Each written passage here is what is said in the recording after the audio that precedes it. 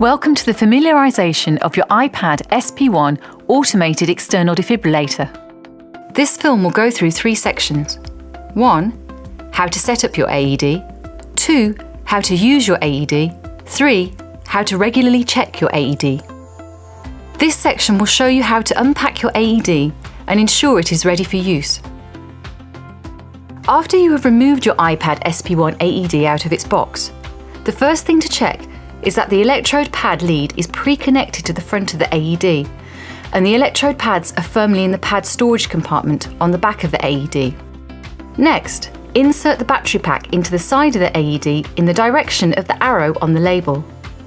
Push it firmly until you hear it click into place. The iPAD SP1 AED will now go through a series of self-tests. Follow the prompts and press the flashing buttons when told to do so. Once this process is complete, the AED will turn off. Check the unit status window to confirm that the AED is now ready for use. This window should show 3 key things. 1. A status indicator. 2. A full battery indicator. 3. A full pads indicator. How to fully check your AED will be discussed later in this film. The AED can now be placed inside the orange carry case. Gently pull the edge of the electro pads through the slot in the side of the bag so that the pull tab is visible. This section will familiarise you with how the iPAD SP1 works when used.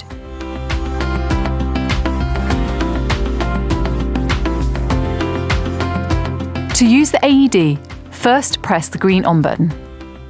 A green light next to the pads connector will illuminate to show if the electro pads are properly connected. If that light is flashing, please check that the pads are correctly connected to the unit. If the light is constantly lit, the pad connection is good. The AED will then give you visual and audible prompts on what to do. Follow these instructions. The AED will prompt you to remove the pads and place the pads as shown on the pictures. Should you place the pads at a pace faster than the voice prompts, then the iPAD SP1 AED will catch up with you.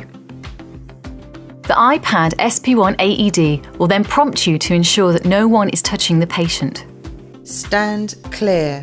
If a shock is advised, the iPAD SP1 AED will charge to a predetermined level and advise you to once again check everyone is standing clear, and then to press the flashing orange shock button. Press the flashing orange button now. The iPAD SP1 AED will then prompt you to commence CPR. Begin CPR now.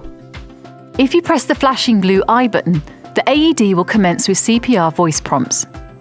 This includes a metronome for compression rate and a verbal command for when to breathe for the patient.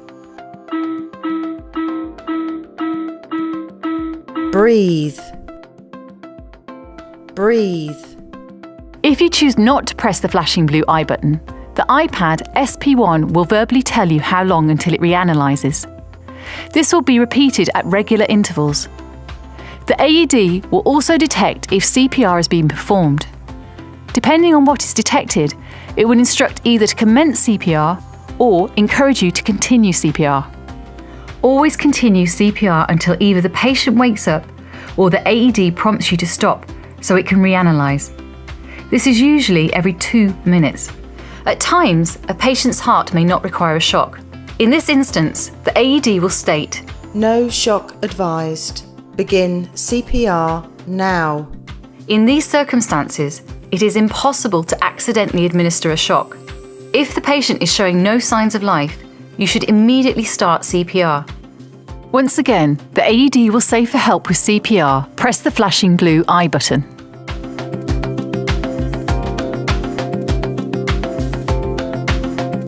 This AED features a unique built-in ambient noise detector.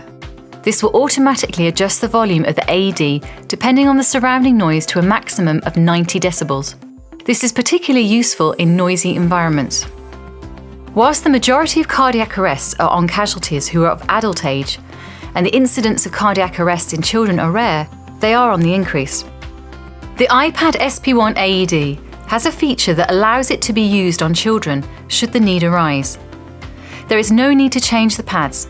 Simply lift the cover and slide the switch on the front of the AED to select child mode.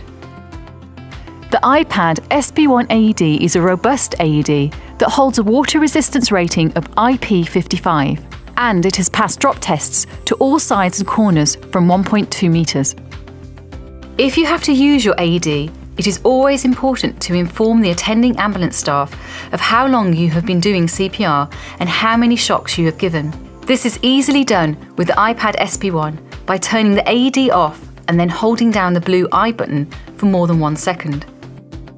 The AED will immediately tell you how long it was turned on for and how many shocks it has given. The iPAD AED will also collect and store key information during an event. It will record up to 3 hours per event, and it will store the last 5 events. Should it be required, the data can be retrieved using the SD card or infrared connection. Free software is available from the iPAD website, which allows the data to be viewed and a PDF report to be produced. Finally, the iPAD SP1 AED can be upgraded should your local resuscitation guidelines and protocols change in the future. Some upgrades can be done via the SD card, and others can be done via the connection of the AED to a computer. Should this be required, iPAD AED technical support will offer you full assistance.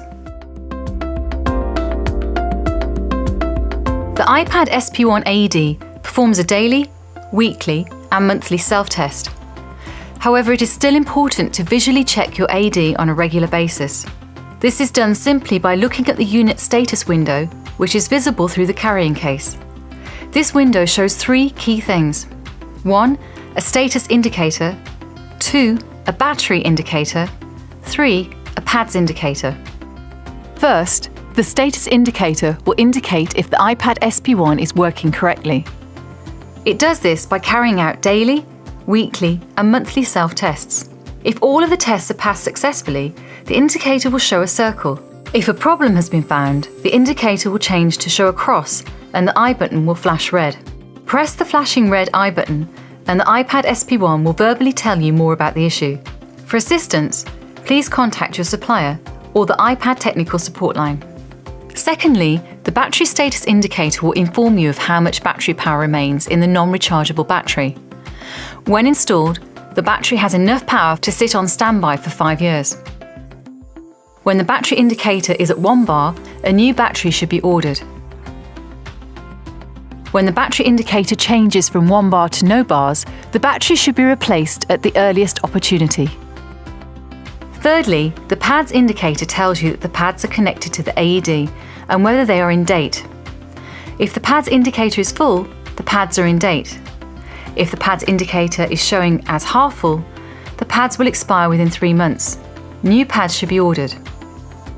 If the PADS indicator is empty, then the pads are out of date, and they should be replaced at the earliest opportunity. We hope that you've found this familiarisation film useful. This is not meant as a replacement for hands-on training. Additional advice and after-sales support, including a more practical training video, is available from approved iPAD SP1 distributors and via our website at www.ipad-aed.com.